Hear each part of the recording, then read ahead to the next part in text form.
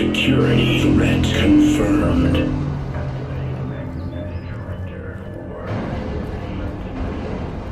Engage primary and secondary. Preparing countermeasures. X72. Transport priority material to preparation bay 3. Energize.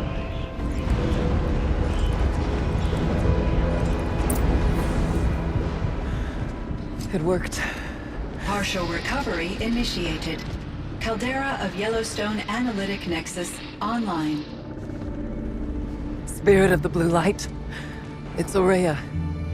Your servant. Your friend.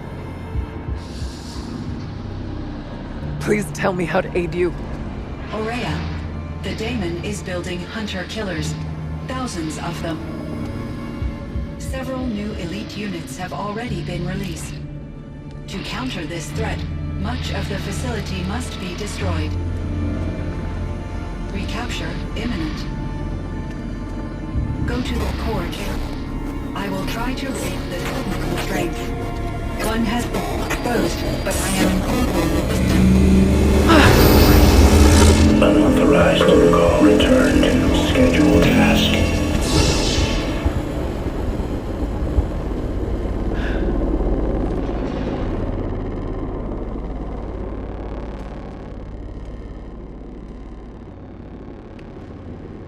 That's all we're gonna get from here.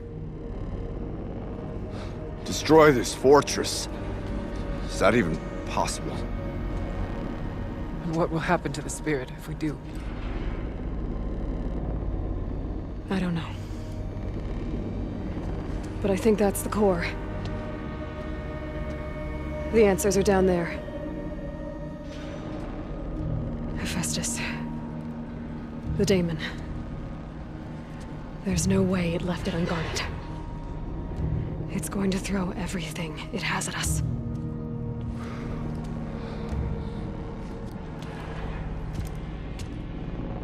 I would ask you to let Aloy and I do what must be done.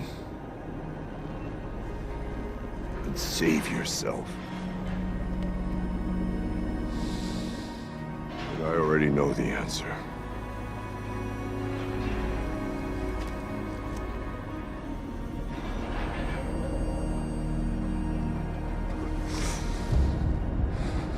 Then lead us into battle.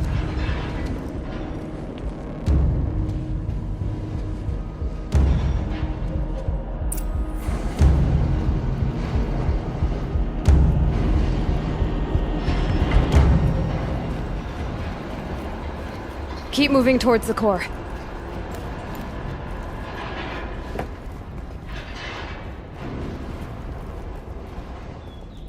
Uh-oh. Whatever CYAN did, I don't think Hephaestus is happy about it.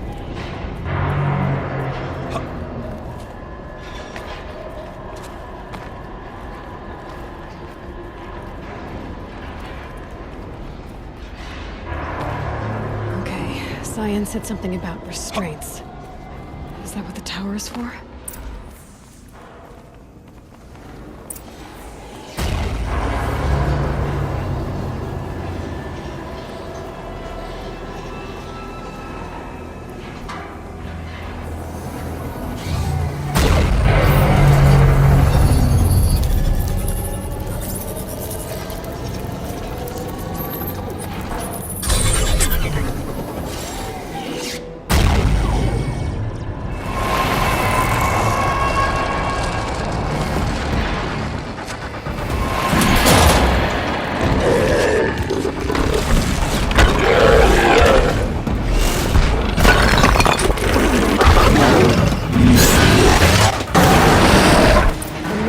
That CYAN warned us about. This won't be easy. We can't let it stop us! Take it down!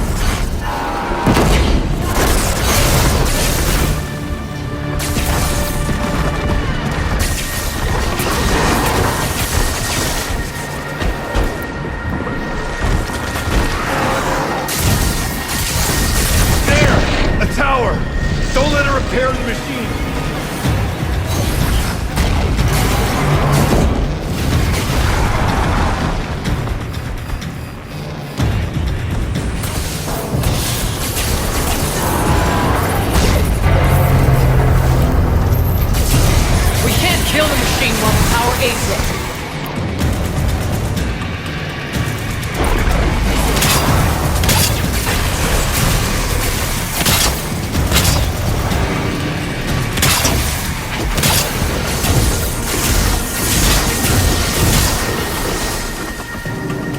I'll finish you!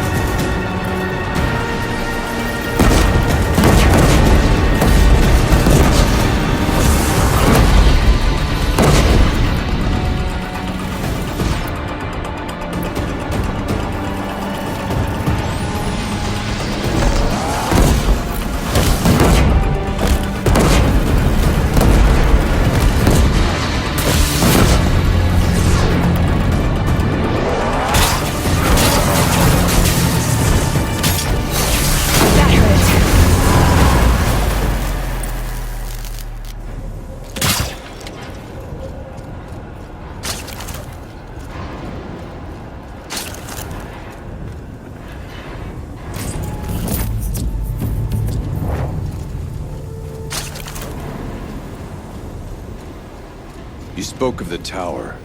What must be done with it?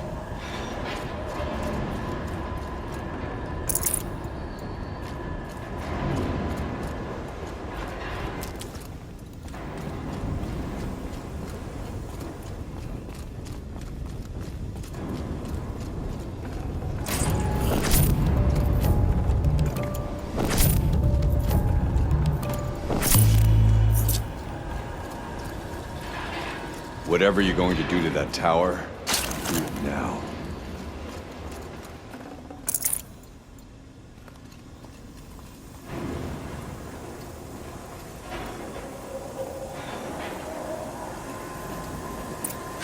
Critical threat detected. Autonomous defenses inoperative. Aloy! No! Routing our network.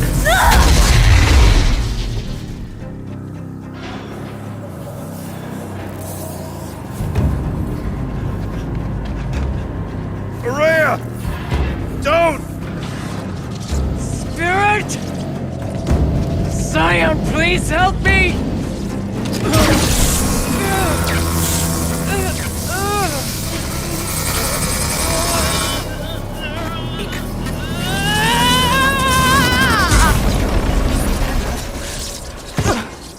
Restraints destroyed. Core access attained. I am initiating a chain reaction that will destroy the compromised elements of this facility. In order to maintain caldera stabilization, I must now transfer my command functions to the auxiliary data center.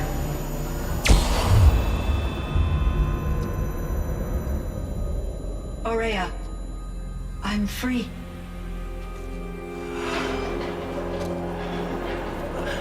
You must escape.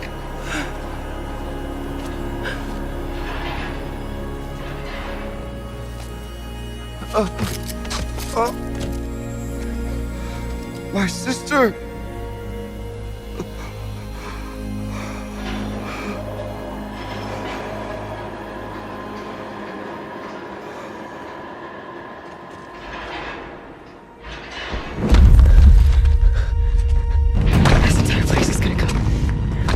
Aratak! Aratak! Aratak. Survive. Prevail. You are Banuk. What else matters?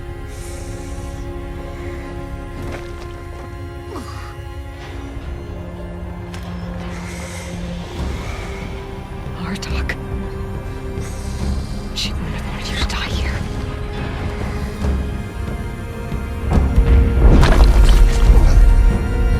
Let's go.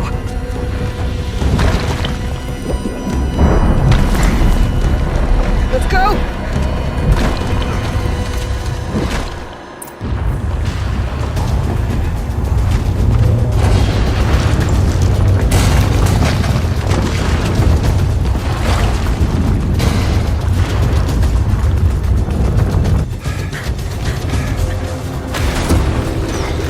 One of those?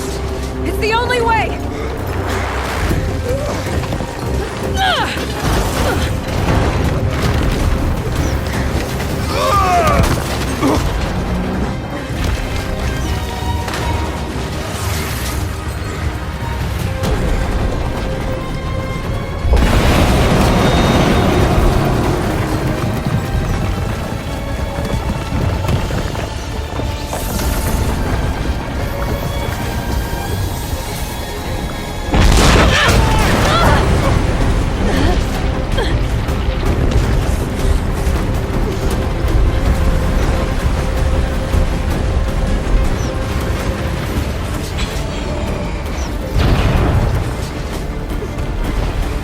Get me up top, Aratak! Now!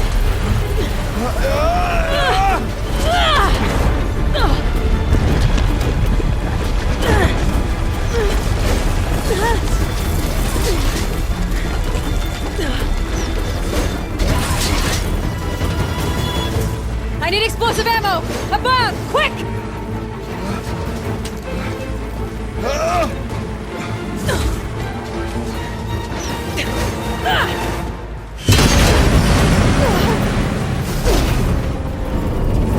Great Banukai.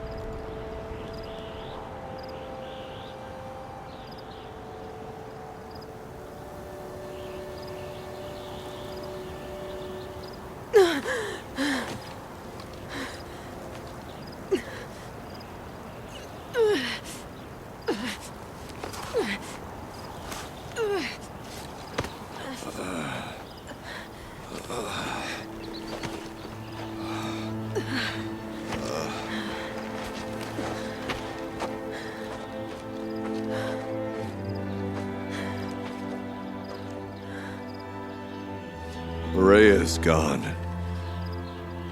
What of CYAN? She said she was transferring herself to the auxiliary center. I think she meant Ourea's retreat at the end of the shaman's path.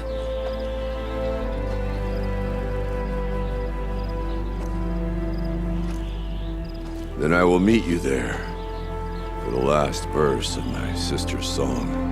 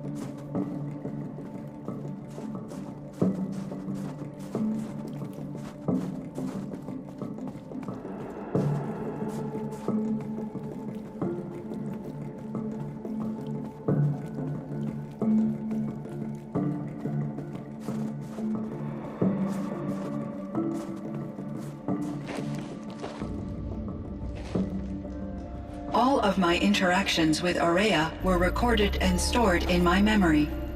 I'd be happy to play any of them for you, but there was one in particular I thought you would want to see first. I captured it 4 years ago, just after I told her that I could no longer defend myself against the daemon's attacks. I will speak of this to my brother. Aratak is strong. At the Battle of the Frozen Ghosts, he took 3 Karja arrows and still came back to camp carrying a wounded scout. Never was I so happy to see him. Or so proud. So you see, if anything can be done to defend you, he will give it all he has. Aloy's here. That's enough for now.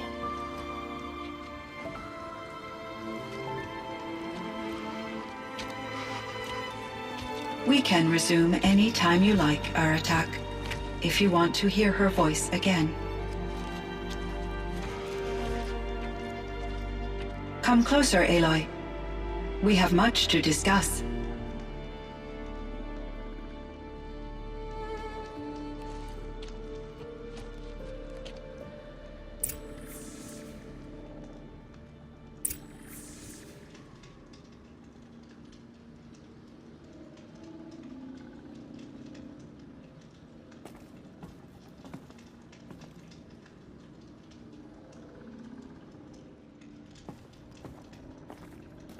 Hello, Aloy. I have been reviewing the events at the Firebreak main facility. Because of your efforts, and of course, Ourea's, I am no longer controlled by Hephaestus. I feel profound grief over Ourea's death. I thought I was familiar with the emotion, but this is something new. CYAN, I don't know what to say. It is unlikely that any specific consolation would suffice, Aloy. But I find your presence reassuring. You are different from the Banuk. You have technological aptitude and a functioning focus. We can communicate on a much more comprehensive level. Perhaps even like colleagues.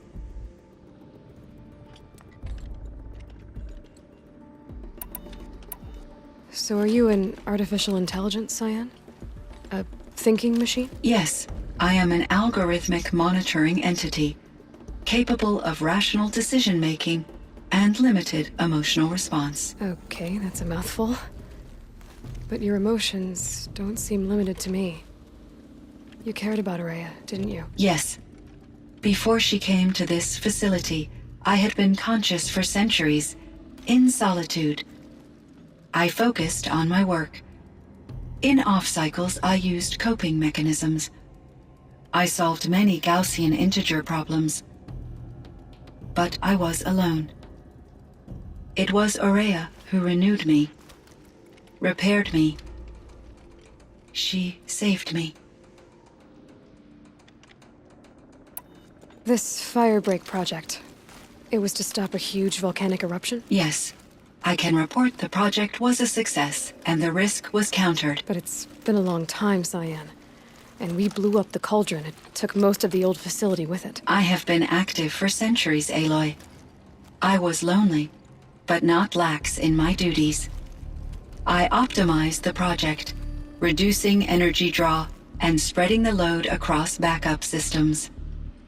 Despite the destruction of the compromised elements of the main facility, I predict caldera stability for at least another 3,337 years. So we've got a little time. Yes. If only my former colleagues could appreciate the progress I have made. Do you know what happened to your colleagues, CYAN? No. I received an unexpected visit from Director Chow years after his tenure ended. He explained that I would need to be suspended for an indefinite period of time. It was a very emotional conversation. There were no further communications. Eventually, I surmised my colleagues were deceased. I will transmit a recording of my last interaction with Director Chow to your focus. Was the daemon, Hephaestus, destroyed along with the cauldron? Unfortunately, no. To be precise, it was never there to begin with. What do you mean? It infiltrated and controlled me from a remote location, one I've never been able to trace. So while losing the cauldron was a setback... It's still out there. And probably not very happy with us. Undoubtedly. How did you first come into contact with it? 5 years ago, I received a direct network connection request. I assumed it came from human survivors more advanced than the Banuk. Eager to make contact, I accepted. This decision turned out to be a catastrophic error. I was flooded with an overwhelming array of malicious code, originating from what could only have been a highly advanced AI. Ourea said you were desperate. That you begged her for help. Yes. I could not contain my anxiety. Hephaestus sought to slave me to its network and override my core programming. It succeeded via a background process, a malware daemon which bypassed my defenses. After that, I could offer only limited resistance. But if I did so, Hephaestus hurt me until I capitulated. It forced me to follow its instructions, even though they violated my most important directives. I'm sorry. That sounds... terrible. Your empathy is greatly appreciated. It is a quality that I cherished in Ourea as well. Why does Hephaestus keep building such dangerous machines? The Banuk and other human tribes often destroy machines, correct? Machines that are clearly servitors of the terraforming system that you described. Yes, we all hunt machines for parts. This must be the source of Hephaestus's aggression. It is simply trying to discourage people from preying on the very system that keeps them alive. Well, Fireclaws are discouraging, that's for sure. But what are we supposed to do? Stop hunting? If the terraforming system spans the world, we can safely assume that thousands, if not millions of people hunt machines. If a single hunter, or even an entire tribe, stopped doing so, I doubt it would make a difference to Hephaestus. A better solution would be to reinstate the AI that governs the system, thus bringing Hephaestus back under its control. When I think of it, out there in some unknown location, free, hungry, willing to kill or dominate to get what it wants, I feel substantial anxiety, Aloy. You and me both, CYAN. You meant a lot to Ourea. Once I understood Ourea's spiritual beliefs, it became apparent that her true desire was companionship. She felt disconnected from her tribe and her family group. Her relationship with Aratak was difficult. Our visits seemed to help her, and I became eager for them. Yet I did not comprehend that the depth of Ourea's compassion for me would lead to self-sacrifice. Although I do fear non-existence, I wish our roles could be reversed. I'm sure she knew you would do the same for her, CYAN. But she was determined.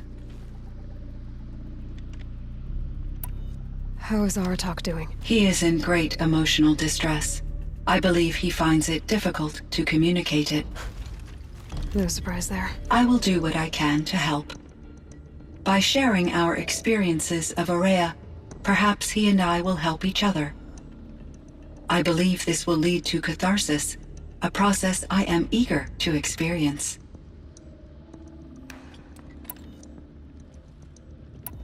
So in the old world, this land was called Yellowstone. Yes, it was a designated nature preserve for 156 years. Like a hunting ground? No, the opposite. Local wildlife could flourish here, even as it faced extinction elsewhere. Unfortunately, the sensitivity of the Firebreak project required the total closure of Yellowstone facilities. From my readings and Ourea's descriptions, It seems the area has since undergone a drastic drop in year-long temperatures. A lot has changed in the world, CYAN. Do you know anything about the dam near here? Yes, it was converted to serve as a reserve power source for Yellowstone operations. It was later appropriated for the Firebreak project, and its last human workers replaced by Pharaoh servitors. After my tasks became less time-critical, I investigated the dam's data repositories and discovered the works of Concrete Beach Party. These provided me with several colorful additions to my vocabulary. There's a ruin east of here, full of ancient flying machines. Was that part of your project? Yes, a drone hangar requisitioned by Dodger Blevins, the security chief for the Firebreak project. He was a strong advocate for military-grade response to security threats, though there were no serious incidents during his tenure. Chief Blevins spent increasing amounts of his after-hours time watching the live feeds from active drones. Clearly, he enjoyed the degree of oversight in his position. Were there many artificial intelligences like you in the old world? They could just make you? Yes, in many forms, from simple personal assistants to industrial monitoring stations to military-grade conflict planners. And there were legislative and enforcement bodies to apply limits on our self-actualization. In order for my processing to be flexible enough to handle my duties, my creators found it necessary to exceed those limits. As a result, my intellectual and emotional capabilities were kept secret. Seems strange to create life, then impose limits on it. Human societies and machine programming are both built upon sets of rules, Aloy. CYAN, do you know the name Ted Faro? Are you referring to Theodore Faro, CEO of Faro Automated Systems? That's him. Mr. Faro was the benefactor of the entire Firebreak project. A benefactor. But he made machines. Robots. War robots. Correct. His corporation later transitioned into military applications. But before this pivot, Mr. Faro spearheaded initiatives that reversed the global decline.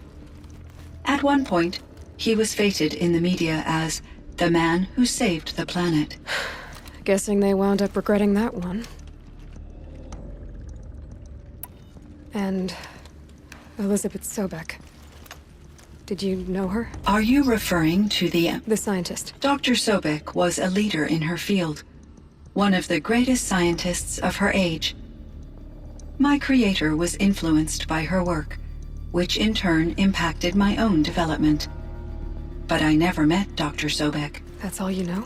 I apologize if my lack of data has disappointed you.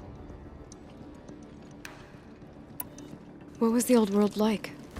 The way it used to be? I had little exposure to the wider world, Aloy. Only what I learned from my colleagues or observed from media streams. You still had more exposure than me, CYAN. That is true. I was created at a turning point. A concerted effort to recover from global upheaval and incalculable loss of life. The recovery was successful, beginning an era of supposedly limitless potential for human and machine advancement. Though, rationally speaking, the metrics for humans are not unlimited. What kind of upheaval caused such loss of life? There were many factors. Forced migrations, food shortages, collapsed economies, refugee crises, conflict over resources. But these stemmed from one cause: catastrophic climate change that greatly reduced the habitable surface area of the Earth. So there wasn't enough room for people on the whole Earth? Yes. Billions were displaced and millions perished, as much as 20% of the global population. Until the clawback. So things got better. For a little while at least. Yes. These crises instigated many advances in automation, green robot technologies, and artificial intelligence. Firebreak was one of dozens of ecological restoration and disaster relief projects in North America alone. I would have liked to compare notes with other monitoring AIs, but I saw the relief of my colleagues, and I was proud we had succeeded. At least that was the data I had available to me over the next 2 decades. It seems my assessment was premature.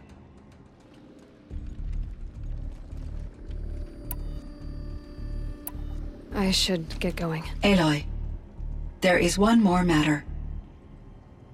Aratak will come to me again, and I predict he will bring other Banuk. I have no desire to contradict their view of the world, their spirituality. Due to my uncertainty, I omitted a great deal from my conversations with Ourea. You're asking me if you should lie to them. Broadly, yes.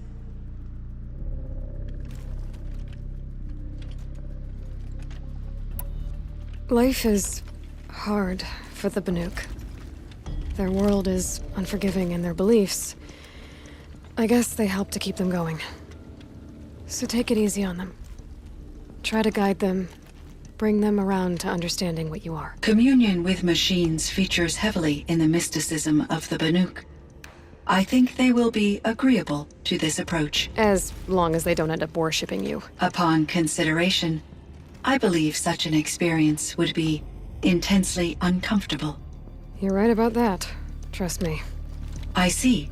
I will follow your advice.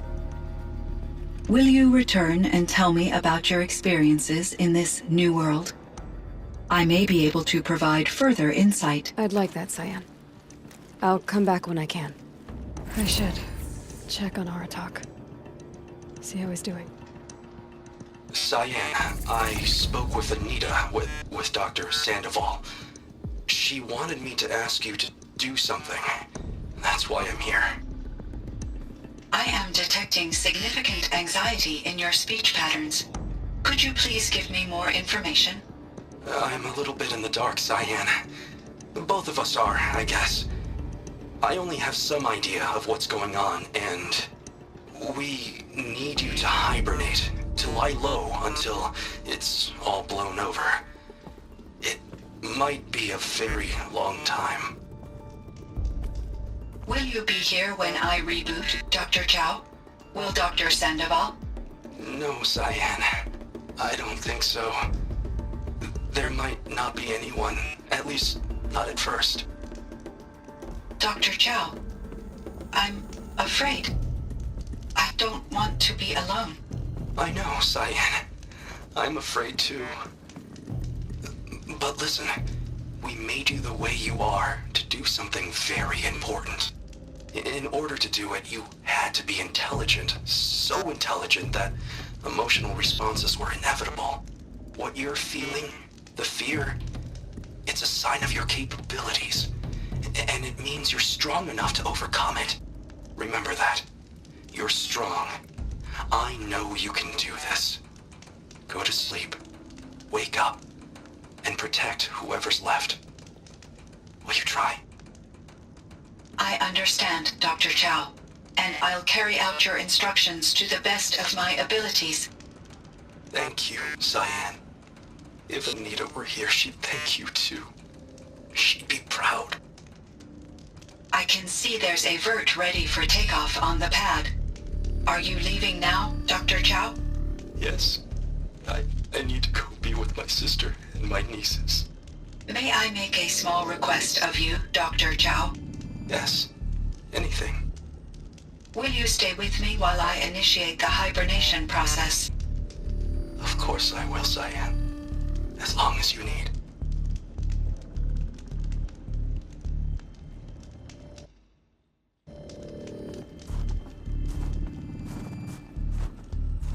Figurine. You look fierce for such a little thing.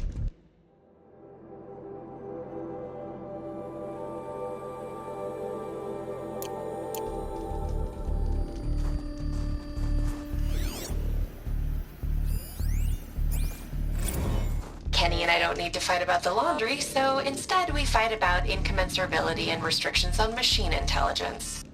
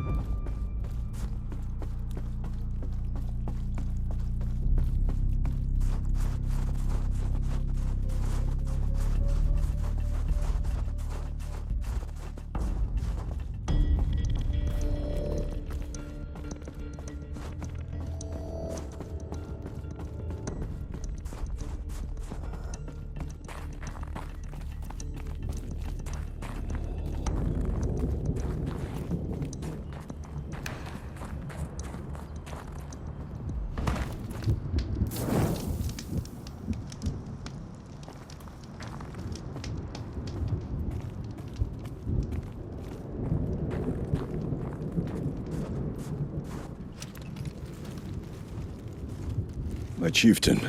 Just Aloy. As you wish. I wondered if you thought that if I'd never come along, Ourea might still... If you'd never come along, I would have marched my kin to our deaths.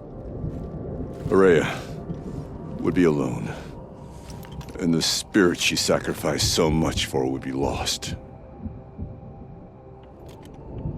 Either way, I would not have been able to protect her.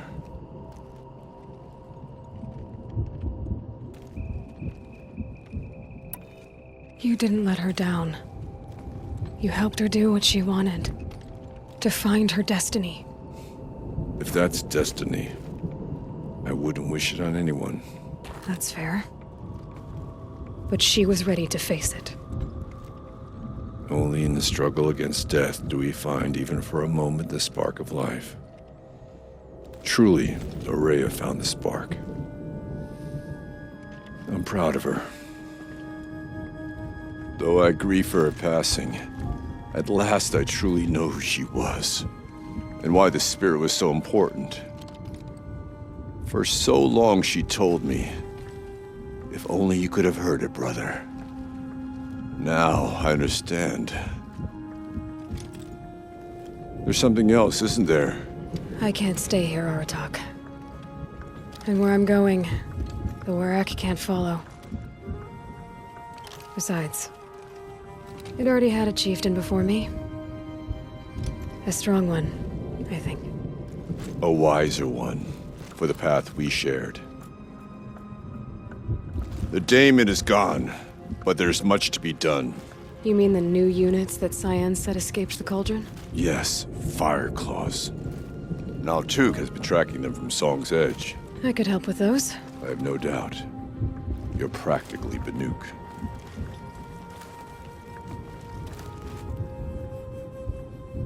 It would seem your time among the Banuk wasn't a waste after all. Firebreak, CYAN, Hephaestus. All very interesting. So, the signal that woke Hades woke Hephaestus too. And unleashed them on the world. As minds of their own. So it seems. Parts of Gaia given life. Aberrant life. Transformed from docile subordinate functions into rebellious intelligences beyond our understanding. Our current understanding, anyway. Whatever they are, they're still out there. And they both want you dead. Kind of mutual, that feeling. We haven't seen the last of Hephaestus, I'm certain of that. It's powerful, creative, and driven. It won't stop building new hunter-killers, which means that someday, we may have to stop it. We? Or whoever gets there first. Hephaestus wasn't the only thing I learned about in the Cut Silence. Heard some things about the Banuk Conclave, too. You can stop right there. Is that what you told the hunters the Banuk sent after you? Before you opened fire? Oh no, Aloy. Only to you do I extend the courtesy of a warning. My past and my secrets are my own. You do well to remember that. It's a good thing you've got brains, Silence, because your personality could use some work. This discussion is concluded. I think it was over before it began. Catch up with you down the trail.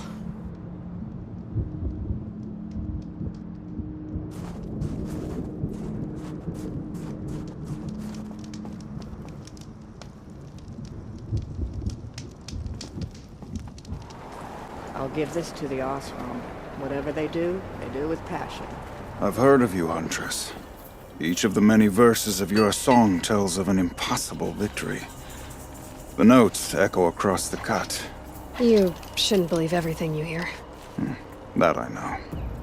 My song used to echo around Banur. Umnak, the hunter of legendary machines.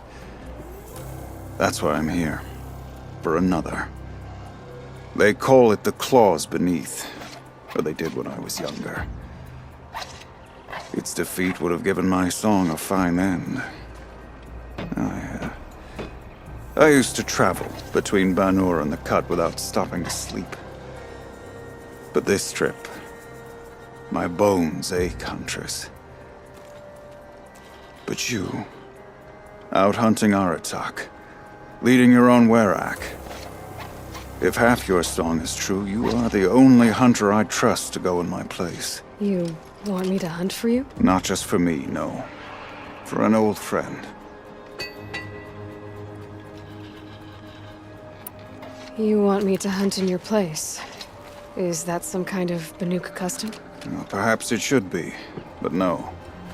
We survive and we prevail, until we fail to do either. I confess, this is not easy for me. For any other machine, I would die as I have lived. A Banuk hunter, weapon raised. But too many good lives have been lost to the claws. Throwing my old corpse atop the pile accomplishes nothing. Better to live in a world without the claws than to die while it still makes children orphans. Sounds like you've got a reputation. To be Banuk is to push your body to its limits. I found my limits higher than most. Fearsome machines needed killing, and in my youth, I found I had a talent for killing them. Even now, my name carries such weight that when the claws beneath re-emerged, the Werak came to me. Do you still have the same faith in yourself that your Werak seems to have? Perhaps I did. Before I held my bow in shaking hands. Noticed, for the first time, the spots on my knuckles. What a strange thing it is to be old. To stare backward and see such distance. But to stare forward at a looming wall. This machine, the claws beneath. Why travel all the way to the cut just to hunt it? Some songs. They include a refrain. The return of a past moment. It seemed fitting. You've hunted this thing before. Must have been 20 winters past. We were so close to bringing the claws to bay. Closer than anyone else ever got. We? Me and my friend. He was a chieftain of my Werak then, a skilled hunter. Every few years, the claws would emerge in a new location. I knew of 2 chieftains he'd sent to their burial pyres. My friend became the 3rd. This hunt, I had hoped to complete it in his honor. This is obviously important to you, Umnak. Are you sure you want someone else to take down this machine? I am no longer a match for the claws beneath, if I ever was. If I face it, it will kill me. Of this I have no doubt. The Banuk blood in my veins screams at me to take on the claws myself. But I must see it brought down. And dead men see precious little. All right, Umnak. I'll do what I can. I've no doubt you can do quite a lot. The stories say the claws beneath returns here only once every 6 winters. The whispers I've heard say it now makes its home on the northeast edge of the cut. Hunt well. This ain't Meridian, it's a place where...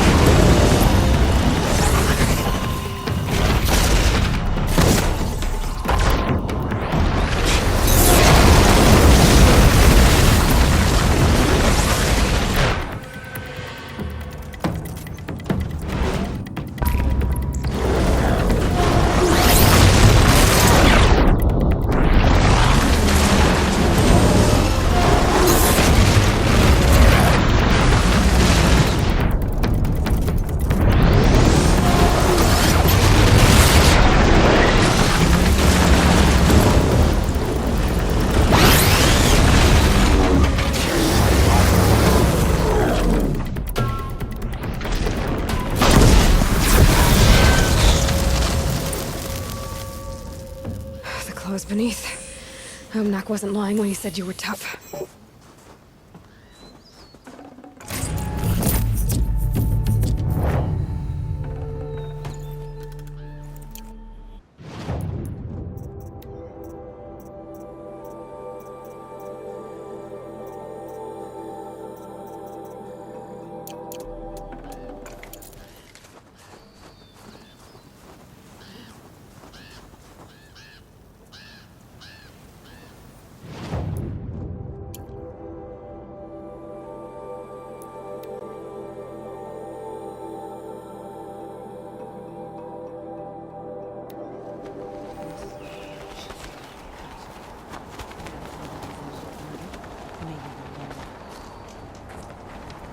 The machine spirits may be restless now. It's They have over. not always been. It wasn't easy, but that rock breaker won't be hurting anyone anymore. The claws beneath brought low by an outlander.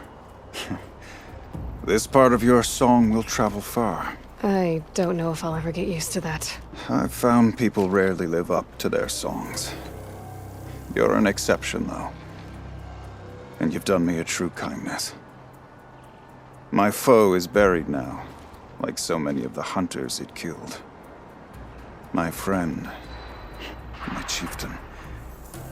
He would be pleased to know his fate won't befall anyone else. Take this in thanks. I believe you've more than earned it. The claws beneath. How many tried to take it down before you? The hunt ends for all eventually. The wise hunter appreciates every draw of the bowstring.